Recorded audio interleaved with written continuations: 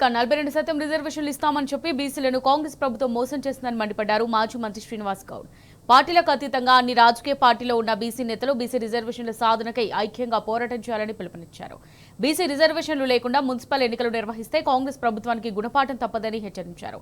BC రిజర్వేషన్ల సాధనకై అసెంబ్లీని ముట్టడిస్తామని అఖిలపక్ష పార్టీలు బీసీ కుల సంఘాలు స్పష్టం చేశాయి. రావడానికి ప్రధానంగా బీసీలనే ఉపయోగించుకున్నారు. బీసీలో ఉన్నటువంటి అన్ని కులాలకు ఎర చూపింది.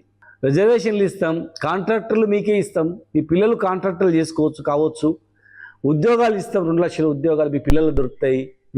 ఉద్యోగాలలో కూడా మీకు 42% రిజర్వేషన్ ఇస్తాం, చదువుకోవడానికి కూడా 42% రిజర్వేషన్ ఇస్తాం, ప్లస్ రాజకీయం కూడా ఇస్తామని చెప్పి, ప్లస్ ప్రతి కులాన్ని బలోపేతం అని చెప్పి చేస్తామని చెప్పి చేయకుండా మోసం చేసి దగా చేసి నట్టేట ముంచి మళ్ళీ మున్సిపల్ ఎలక్షన్ పెట్టాలని చూస్తూ ఉన్నారు.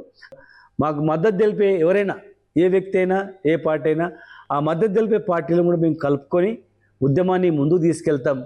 ఓట్లు వేయడానికి మీరు ఉన్నారు, మేము కూర్చోడానికి మేము ఉన్నామంటే అది న్యాయం కాదు. తెలంగాణలో మరో ఉద్యమం వస్తుంది. ఖచ్చితంగా ఎవరు మాకు సపోర్ట్ చేస్తే నాయకుడు వాళ్ళకు సపోర్ట్ చేస్తాం, ఏ పార్టీ మాకు సపోర్ట్ చేస్తే వాళ్ళకు మేము చేస్తాం.